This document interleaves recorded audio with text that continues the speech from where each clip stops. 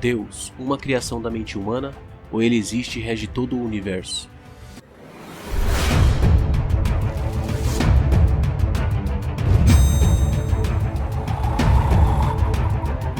Há séculos o ser humano se depara com esta questão, acerca da existência de um Deus que criou todas as coisas. Aqueles que acreditam na Bíblia Sagrada afirmam que Deus existe. Porém, por outro lado, uma parte dos cientistas não acreditam nessa existência e buscam provar isso pelos seus experimentos e pesquisas. O mais conhecido deles é o Stephen William Hawking. Foi um físico britânico reconhecido internacionalmente por sua contribuição à ciência, sendo um dos mais renomados cientistas do século. Stephen Hawking, em suas respostas acerca da existência de Deus, disse: "Tudo pode ser explicado de outra maneira, pelas leis da natureza." Stephen Hawking veio a falecer em 14 de março de 2018, aos 76 anos, enquanto ainda concluía o seu último livro, chamado Breves Respostas para Grandes Questões. Ao contrário de Stephen Hawking, que dizia não acreditar na existência de um Deus, existiu outro físico, muito conhecido por todos, Albert Einstein, o responsável pela equação mais famosa do mundo.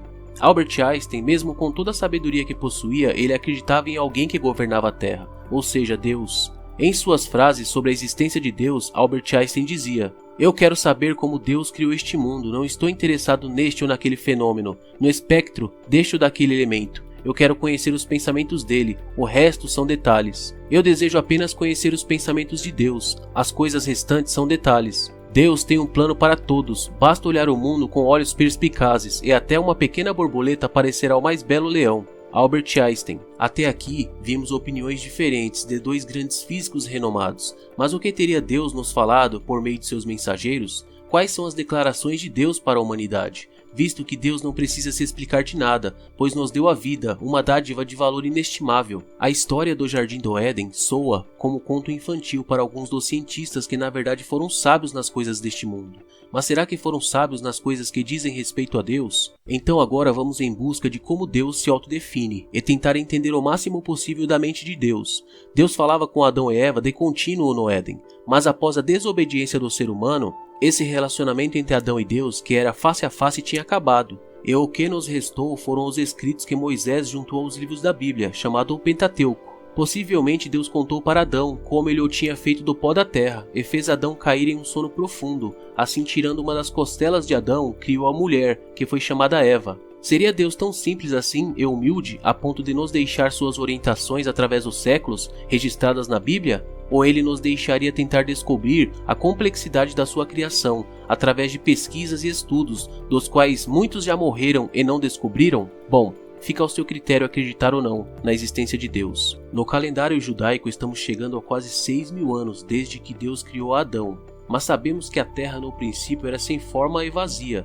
Mas a Terra já existia antes e era uma massa de modelar informe nas mãos de Deus, antes dele criar o que conhecemos hoje como planeta Terra. Nesses quase 6.000 anos, Deus se revelou à raça humana através de seus profetas, dos quais o mais conhecido foi Moisés. E em conversas de Deus com Moisés, Deus revela quem ele é. Então disse Moisés a Deus: "Eis que quando eu for aos filhos de Israel, eles disser: O Deus de vossos pais me enviou a vós. E eles me disserem: Qual é o seu nome? Que lhes direi? E disse Deus a Moisés: Eu sou o que sou. Disse mais: Assim dirás aos filhos de Israel: O Eu sou me enviou a vós." Êxodo capítulo 3, versos 13 ao 14. De acordo com esses relatos, Moisés foi responsável da libertação dos hebreus do Egito, onde foram escravos por cerca de 430 anos, onde Deus se revelou à raça humana de forma espantosa, e a Faraó, que se dizia ser um deus do Egito antigo. Deus libertou o povo que reconhecia sua existência, abrindo o Mar Vermelho e fazendo cerca de quase 1 milhão de pessoas passarem a seco no meio do mar.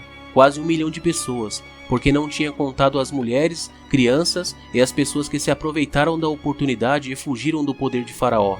Os filhos de Israel partiram de Ramsés em direção a Sucote, cerca de 600.000 homens a pé, somente homens, sem contar suas famílias, mulheres e crianças. Êxodo 12:37. E no deserto Deus se revelou aos hebreus de várias formas. Uma das formas mais assombrosas foi no Monte Horebe, onde ele próprio desceu sobre o monte, que em chamas fumegava.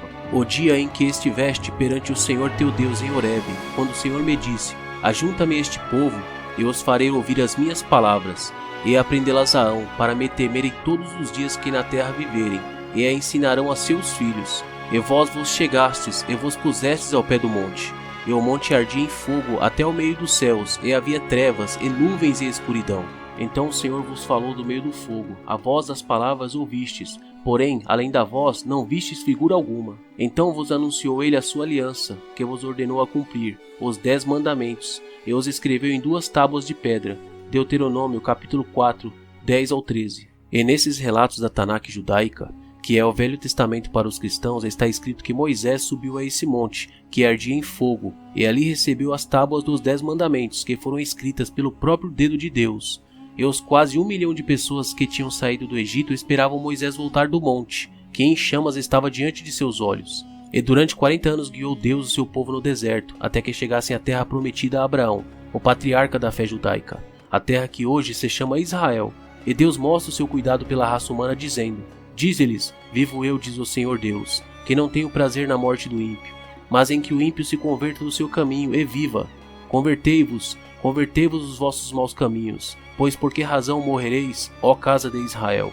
Ezequiel 33:11. Ou seja, o ímpio que Deus se refere aqui são pessoas que não lutam para viver de acordo com as suas leis morais, espirituais e éticas. E não podemos negar que praticamente muitas das leis estabelecidas no Tribunal de Justiça hoje em dia foram tiradas dos 10 mandamentos, sim, das tábuas de pedra onde o próprio Deus escreveu, e chegaram até nós, suas leis, para não matar, não roubar, não dar falso testemunho, entre outras. E por fim, Deus se revela à humanidade de forma plena, como ela é, isto é, se tornando um de nós, assumindo a forma humana. Ele desceu da sua glória no céu, e pagando o preço da desobediência de Adão e Eva, derramou seu sangue puro, sem pecado. Porque Deus amou o mundo de tal maneira que deu seu Filho unigênito, para que todo aquele que nele crê não pereça, mas tenha vida eterna. João 3,16. E segundo os cristãos, Cristo Jesus veio libertar a humanidade do Egito, mas não o Egito daquela época de Moisés, e sim desse mundo, e seus vícios destrutivos e crenças pagãs,